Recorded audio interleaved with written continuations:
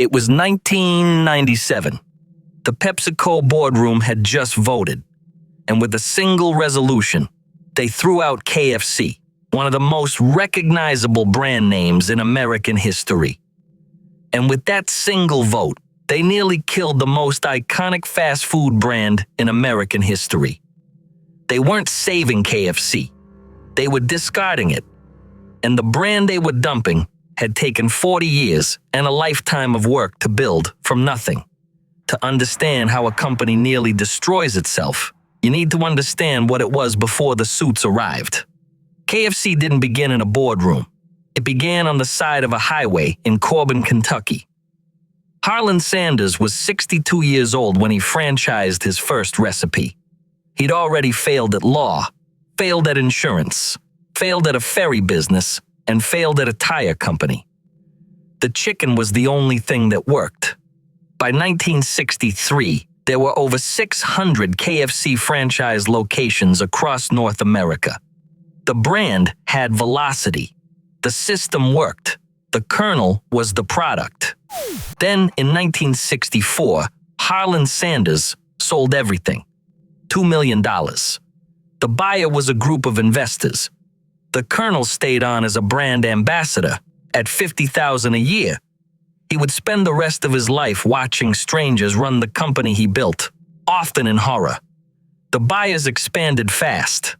By the early 1970s, KFC was the largest fast food chain in the world by number of locations. But scale without discipline is a trap, and the first corporate owners walked straight into it. In 1971, Heublein Inc. acquired KFC. Heublein was a spirits and packaged goods company. They sold Smirnoff vodka and Grey Poupon mustard. They knew nothing about running restaurants. The first red flag wasn't even noticed. If you think watered-down recipes don't affect you, think again. When quality drops, you're paying more for less. And that's exactly what happened to every KFC customer in the 1970s. The Colonel himself took Heublein to court, publicly calling the gravy wallpaper paste. He lost the case, but he was right. Throughout the 1970s, KFC's franchisees grew increasingly ungovernable. Hundreds refused to comply with new standards. Some modified recipes on their own. Others cut corners on cleanliness.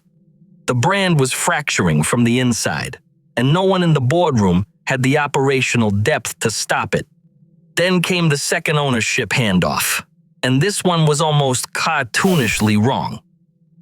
In 1982, R.J. Reynolds, a tobacco company, acquired Heublein, which meant the cigarette company now owned America's largest chicken chain. R.J. Reynolds held KFC for 4 years and accomplished almost nothing strategically. No meaningful investment. No brand renovation. No operational fix. Just 4 years adrift, while McDonald's and Burger King were building infrastructure that would define fast food for the next generation. By 1986, KFC's market position had eroded significantly. Then PepsiCo moved in. $840 million. The largest restaurant acquisition in history at the time. And for a brief moment, it looked like the rescue KFC desperately needed. PepsiCo already owned Pizza Hut and Taco Bell. The theory was a restaurant division that could leverage PepsiCo's distribution muscle. On a whiteboard, it looked elegant. In practice, it was the beginning of KFC's most damaging decade. Here's where the business documentary gets interesting. KFC under PepsiCo didn't collapse from a single dramatic leadership mistake. It collapsed slowly, incrementally, from 1,000 small decisions made by executives who saw KFC as a financial asset rather than a food brand. PepsiCo's core business was consumer packaged goods, products you manufacture once, distribute, and scale endlessly. Restaurants don't work that way. Every location is a micro-operation. Thousands of decisions happen daily at the store level. PepsiCo's management framework was built for shelf space, not kitchens. Wait, I need to stop here for a second. Because if you're thinking, Big company buys smaller brand. Quality slips. This happens all the time. You're right. But what makes KFC's case a case study is the speed at which warning signs were dismissed. They had data. They had internal reports. They chose not to act. Throughout the late 1980s and early 1990s, internal KFC franchise surveys showed declining food quality scores and worsening cleanliness ratings. Franchisees documented these problems formally. The complaints went into binders. The binders went into drawers. The corporate strategy remained unchanged. Between 1985 and 95, KFC cycled through 5 different chief executives, 5 CEOs in 10 years. Each one arrived with a mandate to fix the brand. Each one left having failed to fundamentally change anything. That leadership instability was its own form of corporate strategy failure. You can't execute a vision you abandon every 2 years. Here's what that meant for you. While KFC stalled, McDonald's ate its lunch. Every dollar you spent at KFC was supporting a brand that had lost its way. That's the price of complacency. And you were the one paying it. In 1990, McDonald's had roughly the same number of U.S. locations as KFC. By 1995, they had nearly doubled. KFC had not. The downfall timeline wasn't a single moment. It was structural. PepsiCo had a fundamental misalignment between its corporate DNA and what running a restaurant business actually demands. And by the mid-1990s, that misalignment had become impossible to ignore. In 1995, PepsiCo commissioned an internal review. The findings were stark. Their restaurant division, KFC, Pizza Hut, and Taco Bell, was underperforming relative to its cost of capital. In business terms, that means the division was destroying shareholder value. The conclusion was clinical. Get out. And so we return to that 1997 boardroom. PepsiCo spun off its entire restaurant portfolio into a new publicly traded company. They called it Tricon Global Restaurants. KFC, Pizza Hut, and Taco Bell, all 3 pushed out the door. Listed on the New York Stock Exchange with a debt load from the split, Tricon inherited KFC's problems without PepsiCo's financial cushion. And those problems were severe. Franchisee relations were poisoned. Store standards had deteriorated significantly. Customer traffic was declining year over year. The brand that had once been the world's largest restaurant chain was now fighting for relevance. But here is where the story fractures in an unexpected direction. While KFC was bleeding in America, the same brand was quietly becoming one of the most powerful fast food franchises in China. KFC entered China in 1987, becoming the first Western fast food chain to open in Beijing. By 2004, there were over 1,000 KFC locations in China. By 2010, over 3,000. The China business became the engine that kept the global brand alive, while the U.S. operations struggled. The China success was no accident. KFC's China team operated with significant autonomy. They adapted the menu for local tastes, built strong supplier relationships, and invested in store quality. In other words, they did in China exactly what headquarters had failed to do in America. Back in the United States, the problems escalated dramatically.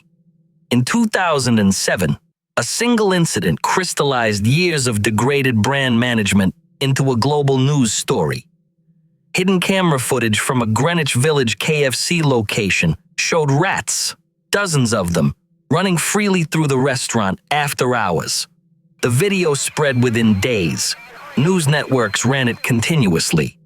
The clip received millions of views, extraordinary in 2007, before viral content was the norm. Every frame was a living, breathing indictment of everything that had gone wrong with KFC's operations since the Heublein era. KFC's U.S. same-store sales had already been declining. After the rat incident, brand perception metrics dropped sharply. Health inspection compliance failures at U.S. locations were not isolated. They were systemic. This was not one bad restaurant. This was what years of ownership instability and underinvestment looked like from the inside out. By 2007, KFC was on borrowed time. What happened next would prove the brand had one last card left to play. But at the edge of complete brand extinction, yum. Brands finally understood what had to change. And yet, KFC did not die. This is where the business documentary takes its most instructive turn. Because the near collapse created the conditions for an honest reckoning with what had actually gone wrong. Yum. Brands, the company Tricon had rebranded as in 2002, began what they internally called the recolonization of KFC. The name itself was telling. They were admitting that the core failure had been the abandonment of what made KFC work in the first place. The strategy had three pillars. First, fix the operations. Mandatory restaurant remodels, upgraded cleanliness standards, and a completely overhauled inspection program that actually had consequences for underperforming franchisees. For the first time in decades, the franchise system had real accountability. Second pillar, product reinvention.